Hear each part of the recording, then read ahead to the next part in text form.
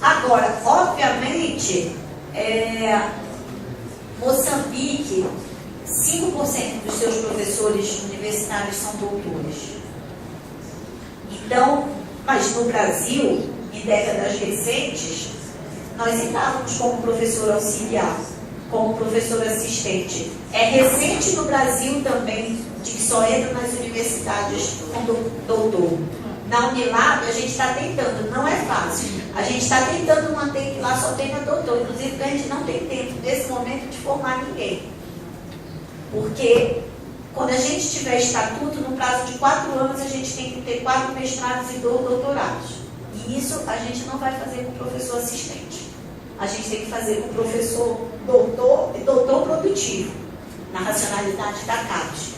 Então, isso também é uma coisa, assim, muito recente. O nosso país é um país que está ajudando esses países na produção de material didático em português. Tinha uma outra apresentação que eu não socializei, mas que hoje conversava com a Ruth. Vários momentos que eu entrei e saí hoje pela manhã, era a gente aqui no corredor fazendo várias reuniões, o Timothy, eu com o Mauro do MEC, e aí com a Unesco. Por quê? Porque várias das nossas universidades, a cátedra de EJA da Unesco, nós na Unilab temos Educação e Cooperação Sul-Sul, que é o ECOS. Nós temos ações no quadro da EJA, e também a gente com Educação e Direitos Humanos, com esses países. Então, o que a gente estava hoje reunindo? Fazendo uma concertação, e que para isso eu convidei a Ruth para discutir no grupo dela, né, com Maria Luísa, a possibilidade de somarem com a gente nessa rede, com a trajetória consolidada que tem a UNB. Olha, é importante, não faz sentido a UFPB, a UFRN, a UFPE estarem nos mesmos países que a Unilab está. Nós temos universidades públicas federais brasileiras com recurso do nosso governo para fazer cooperação internacional, e a gente não tem a capacidade de dialogar entre nós no nosso país. E a gente atravessar o Atlântico para fazer a mesma coisa. Então, o que a gente estava discutindo? Precisamos fazer as mesmas coisas juntos, compartilhar os recursos, planejar as ações e atravessar o Atlântico juntos, sem sombreamentos. Né? E aí a gente está construindo toda uma agenda nessa direção, com o MEC, para a gente ter também uma política de continuidade da cooperação solidária. E aí é sempre importante enfatizar que a função da cooperação precisa ser solidária.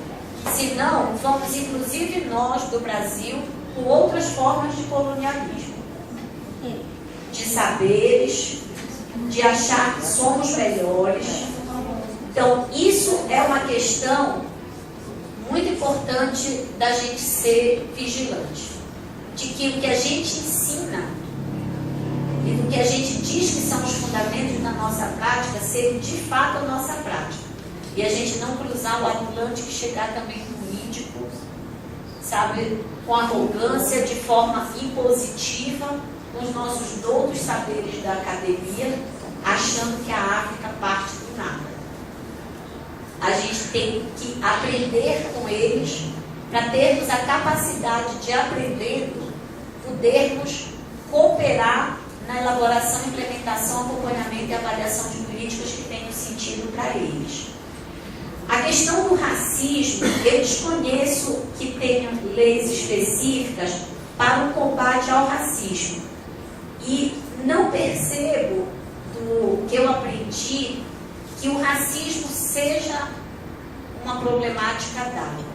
Acho que as problemáticas, elas são de gênero, são de diversas formas de violência, de práticas culturais que, no nosso modo de ver, são práticas culturais violentas, como a mutilação das meninas, na prática do fanado, que é uma prática tradicional importante, mas que agora tem uma lei que proíbe, na Guiné-Bissau, desse ano, que proíbe a mutilação. das meninas que poderiam ser mutiladas a qualquer tempo, da infância à juventude. E com rituais que são rituais assim muito intensos. Agora, existem práticas discriminatórias no país, entre eles, entre os países e de forma muito acentuada.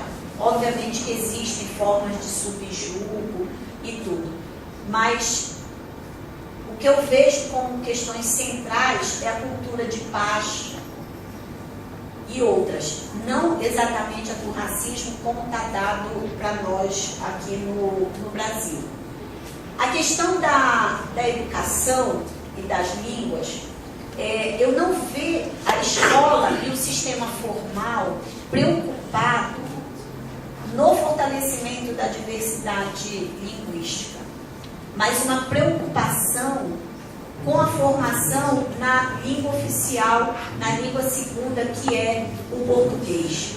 Agora, não se comunica para a grande população em português, então tem que combater a cólera. Então tem que ser muita coisa desenhada, porque não sabem ler, e o que tiver escrito precisa ser comunicado em crioulo para ter efetividade. Estava perguntando aqui para o Timothy, a cátedra está produzindo material no crioulo?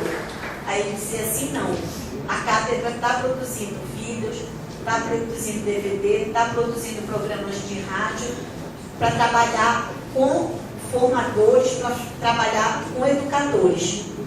Só no trabalho muito compartilhado com as instituições públicas, né, desses países, para a gente também desenvolver a competência linguística de produzir material mais contextualizado e com o uso da fala deles.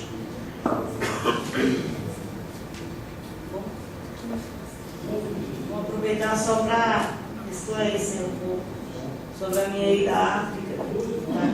Quem me mandou para a África está justamente aqui na mesa conosco. O Timothy. Na realidade, o Ministério da Educação, na cooperação com os países de língua portuguesa, já havia, nesse período que o Timothy ficou na gestão da DEJA, eu vi muitas reuniões acontecendo com os países de língua portuguesa, muito puxado pelo Ministério da Educação. E esses grupos, quando eles vinham, eles sempre iam conhecer o Centro de Educação Paulo Freire em Ceilândia. Todos eles. Era um debate intenso entre eles e os alfabetizandos e alfabetizadores. Numa dessas idas, a alfabetização solidária, com o governo Fernando Henrique, fez muitos trabalhos lá, e era o único programa que a gente tinha também no Brasil, em nível de Ministério da Educação, não tinha nada oficial quando a gente passou a ler.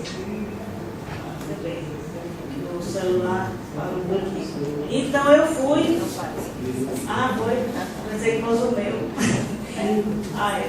Aí eu fui justamente com duas pessoas, uma pessoa de uma universidade de São Paulo, Mariane, eu não me lembro o nome e sobrenomes, e Edneia da Alfa Sol.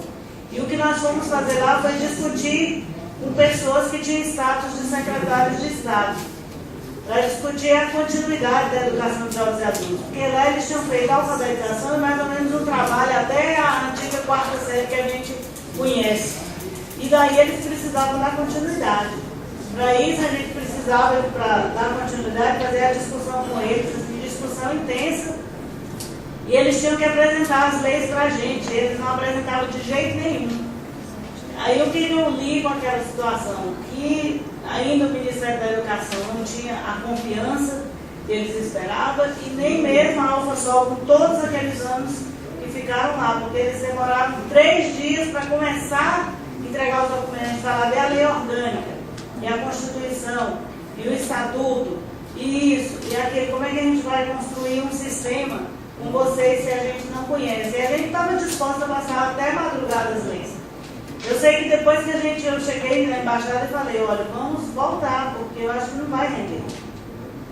Aí eles no dia seguinte começaram a chegar com os livros, aí começamos os trabalhos, mas muito assim numa coordenação coletiva, participativa, e ainda brigaram com a gente com os mapas que a SECAD fez. É bom a gente saber que nem tudo que a gente produz que leva é o sentido. Por exemplo, os mapas que a Diretoria de Diversidade construiu, os mapas bonitos por conta dessa lei 10.639 de 2003, os mapas eles foram contra e falaram assim: vocês têm um profissional da Universidade de Brasília, o Rafael Sanzio, que ele conhece os mapas nossos.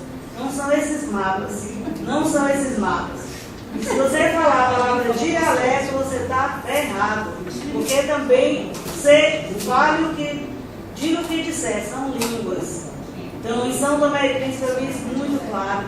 Nos debates que eles vieram, fizeram com a gente em Ceilândia também, dos vários países, inclusive o da Ásia, lá o Timor-Leste. Então, foi muito intenso assim, os debates que a gente realizou.